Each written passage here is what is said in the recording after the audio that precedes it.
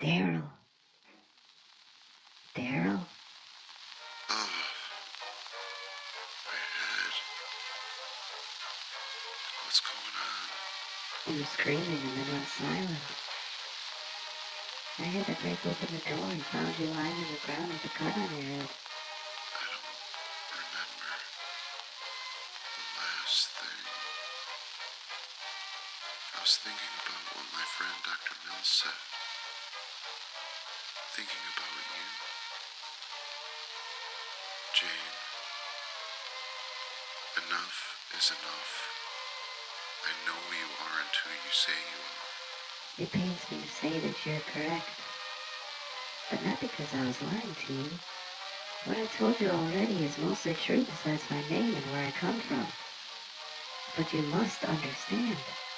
I was trying to protect you. You lied right to my face multiple times. Why should I believe you now? Because your life is in danger. Our lives are in danger. Something strange is happening that is even beyond my comprehension. And that's saying a lot. First things first. What's your real name? And why did you lie to me about Franklin? Lie about Franklin? I don't understand. I know that your Franklin is the one who owns the Bradford mansion. He bought it recently and has been keeping my friend from exploring the underground region that touches the mansion's property line. Why does your friend want to explore the underground on that mansion? I'm asking the question, sweetheart. Tell me the truth. I've had enough of the secrets. Okay. My real name is Dr. Constance Landry. I was a member of a top-secret organization known as the Shadow Brigade. But here's where your mind will not comprehend, and you will probably still think I'm lying. I come from the future, but not in your world. In a separate world. Another dimension. You're telling me that you punched through the invisible to get to the other cube? Primitive in thought, but if it helps you, yes. But I didn't make the gateway. They appeared during a great battle. Good and evil. You're a good storyteller, but you aren't original. I knew you wouldn't believe me. Listen, Darryl. I was protecting you because knowing me puts you in danger, but somehow it seems you are connected without my intervention, which means you're somehow part of the plan. But I don't know if that plan is for the Elders or the Shadows, and someone is either trying to stop you or nudge you forward. Wait, hold on. Elders? Shadows? I told you, I was a part of the Shadow Brigade. My world ended, Darryl. I thought I was dead. The Shadows, a chaos hive mind known as Obsitanzabisus, came to it in search of a prophecy and a relic in order to win an ancient war with a race known as the Elders. Our group investigated, including Franklin, and it led us through time, and eventually to an apocalyptic future, where we inadvertently helped the Elders imprison the Shadows. Problem was that the plan failed. Obsitanzabisus escaped using a group that is tied to the relic. When the Shadows escaped, gateways began to open everywhere, connecting our world and all other worlds. During this time, we became a part of an ancient group tied to the Elders to stop Obsitanzabisus and preserve balance across all worlds. We're known as the Order of Light. But our group is low on the list, with so many other races across multiple worlds and dimensions that complete the Order. But we're just as important as the others. When the gates opened, Franklin led us to investigate and figure out what was happening. And this is when we first lost contact. Eventually it led me to a different gate, where I was pulled in and drawn into this world. Crazy as that sounds, I can hear your sincerity. You're either incredible at lying, or a little nutty. Either way, I fear that our time on this case has ended. Listen to me, Darryl. You're clearly being tormented by something.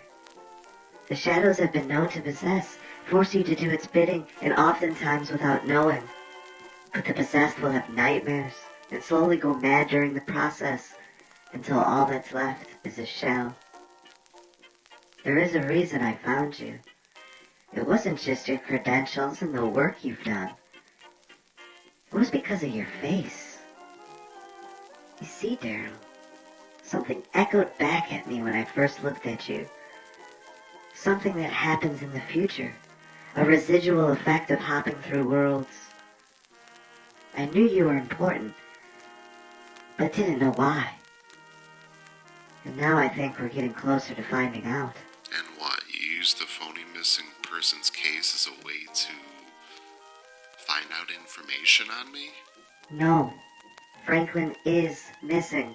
I'm still looking for him and fear the shadows have hidden him somewhere. My friend, Dr. Mills, already saw him. Like I said, he owns the mansion. Darryl, that's not my Franklin.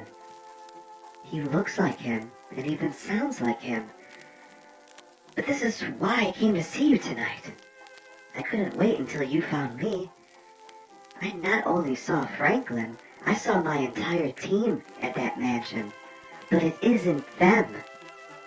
One, they never existed in this time. Even if they were different versions from a different dimension, it wouldn't make sense. Two, they seem to be a part of something different. They act like my group, like a government agency, but they have a darkness about them. This could be a trick of the shadows, which makes me fear for you even more. I thought we had time, but it seems like we're being played with. Jane, Constance, whatever your real name is, I'm sick and tired of this nonsense. I do not believe you. I won't believe you. I'm done with this case. Now please go. I know this is a lot to comprehend, but I also have faith that you will understand soon enough. I just hope it isn't when it's too late to save you, to save us. I will go, but please find me if you change your mind.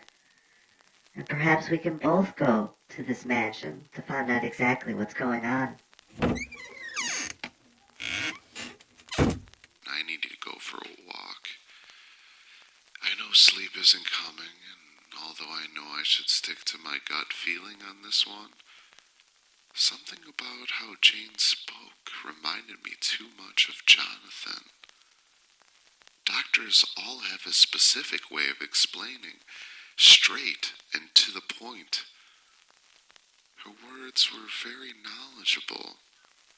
She really does seem like she doesn't belong here. All reasons for me to break free from this denial.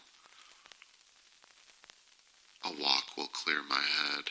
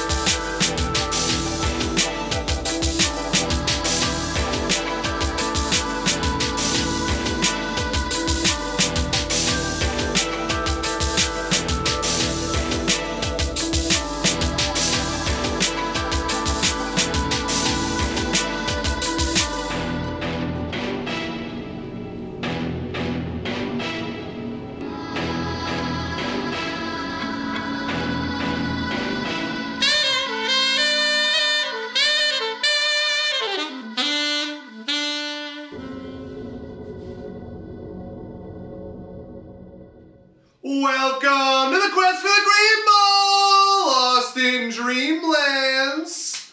The first half of the regular season is now complete, and we had some big-time matchups last time, with a few teams at the top feeling pretty good, and an all-out war in the middle of the standings with one game separating 8 teams. And we begin with this week's results by going over a battle of first-place squads in the last with top-ranked Remember the Titans taking on More Than Conquerors in London 25-30.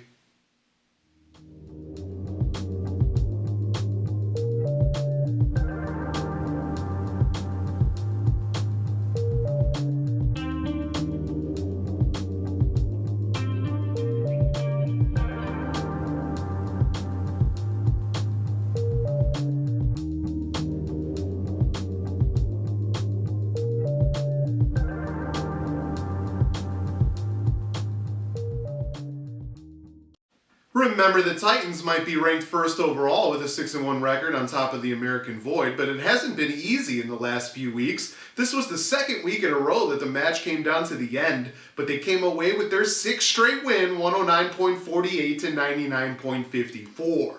Brock Purdy rushing for a late touchdown gave them the lead on Sunday, which would have allowed for the legal strategy of benching the defense on Sunday night to guarantee the win. But remember, the Titans decided to take a risk and played the Steelers' defense anyway, watching the points dwindle down to 5, but the defense stepped up in the end in the second half of that game and finished with 9 points. A.J. Brown and Jamar Chase caught touchdowns in the big win, and Chuba Hubbard had a garbage time TD, which helped. Drake May went off for 276 passing yards and 2 scores for More Than Conquerors, and trade pickup Joe Mixon added 124 yards and 2 touchdowns. DK Metcalf also caught a touchdown, but injured his knee. Both teams' players to watch went off, though. More Than Conquerors actually took the lead twice late on Sunday, with Kareem Hunt finishing with 83 yards and 2 touchdowns. But it was Jamar Gibbs who came to play in the afternoon for Remember the Titans, as he picked up 160 yards and 2 touchdowns. More Than Conquerors falls to 4-3 and is now in second place in the European Void by tiebreaker. Remember the Titans continues to fly high as the top-ranked team. Whew, what a week. What a couple weeks. It was really awesome to get the win in the game of the week this week. Was extremely nervous during those late afternoon games. I feel a little bad. I got garbage time touchdowns from Chuba Hubbard for a blown-out Panthers team, and then Brock Purdy running to win, even though they weren't going to complete the comeback. So really grateful they decided to come through, and then happy I started the Steelers D just to get those extra points at the end. But it was a great win, really good matchup, and fun to follow throughout Sunday. It came after a really tight win the week before. I won the Golden Pen Trophy, so we got a bit of momentum now to take into one more game of the week at home, which is pretty great to have. We had some other huge matchups with some teams fighting for their lives and others trying to break out of the pack. Let's get to the other results in the best of the rest.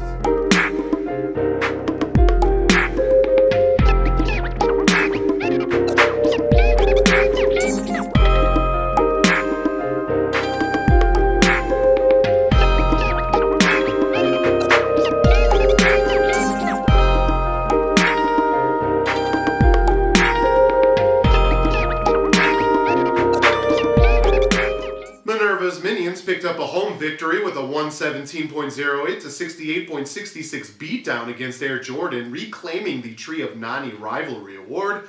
Saquon Barkley finished with 187 total yards and a touchdown, and Kenneth Walker added 2 touchdowns. Amon-Ra St. Brown, the Sun God, added 112 yards and a score, and the Bengals defense stepped up with a return touchdown, 4 sacks, and 2 interceptions. David Njoku even caught a touchdown, which is insane from the tight end position, and Terry McLaurin added 98 yards. Javonte Williams led Air Jordan with 111 yards and 2 touchdowns. Minerva's Minions moves to 3-4 and is 1 game back of 2 teams in the European Void. Air Jordan falls to 1-6 and is clearly playing for next season already with the trades for picks. Risky Business kept pace in the Asia-Pacific void with a 136.6 to 70.76 dismantling of Loki Lebowski Thor on the road. Baker Mayfield had 2 picks but finished with 370 passing yards and 3 touchdowns, getting a lot of that production in garbage time, while Kyron Williams continued to find the end zone with 2 more touchdowns. Justin Jefferson also scored, and Josh Jacobs had his first career touchdown reception. Eagles defense had 8 sacks and allowed just 119 yards and 3 points. And Mike Evans scored, though he injured his hamstring, so that's something to watch. Jalen Hurts had 3 scores for Lebowski Thor, and the Broncos defense had 6 sacks, 2 fumble recoveries, and a touchdown. Risky Business is now 4-3, just 1 game back in the division, while Lebowski Thor falls to 1-6.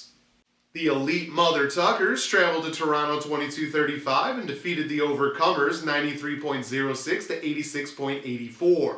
Bijan Robinson had 143 yards and a touchdown, and George Kittle and Devon Achane combined for 177 yards. Justin Herbert also threw for a touchdown, and the Rams defense had a touchdown of their own, 2 sacks, 3 picks, and a fumble recovery. Derrick Henry had 182 yards and a touchdown to lead the Overcomers, while Aaron Jones collected 116 yards and a touchdown. The Mother Tuckers moved to 4-3 and are a game back in the Asia-Pacific void, while the Overcomers fall to 3-4 and are now 3 games back in the American void, but still in the thick of the wildcard race. The Clash at Demon Head picked up a 83.5 to 66.06 road victory over host Green Acres in Tokyo 1981. Tank Bigsby led the way with 2 touchdowns, while Brian Robinson added 71 yards and a score, returning from an injury. Jordan Love added 3 touchdowns, but he did throw 2 picks. Alexander Madison picked up 123 yards for Green Acres, and the Commanders' defense finished with a touchdown, 2 sacks, and 2 interceptions. The Clash at Demon Head are now 4-3 and are in first place in the European void by tiebreaker, while Green Acres falls to 3-4 and is 2 games back in the Asia-Pacific void. Lastly, Pounders traveled to Mexico City 1955 to take on the Stellar Bitches and won 96.94 to 75.8. Breece Hall went off for 141 yards and a touchdown, and James Cook also reached the end zone. Austin Seibert and the Bills defense combined for 29 points, and James Conner had 152 yards. Pounders did lose Chris Godwin to what looks like a season-ending injury, and Jaden Daniels was also hurt, while Lamar Jackson went insane on the bench. Jared Goff led the Stellar Bitches with 2 touchdowns, while Najee Harris added 102 yards and a score. Zach Ertz also reached the end zone. Pounders is now 5-2 and still in first place in the Asia-Pacific void, while the Stellar Bitches fall to 4-3 and are now 2 games back in the American void.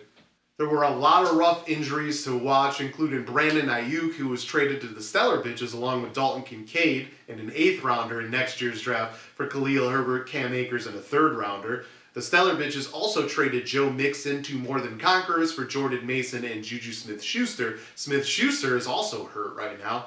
Our other trade last week was Rome Odunze and a 3rd rounder going to Air Jordan, and Devontae Adams and a 7th rounder going to the Elite Mother Tuckers. A lot of movement as teams look to next year or look to try and make a run this year, and with the recent injuries, there may be more trades on the way soon as teams are going to be looking for reinforcements. I'm sure the power rankings will get a big shakeup this week again, minus the teams clearly at the top, obviously. That's the show! Before you go, take a look at the updated power rankings. Until next time, salut.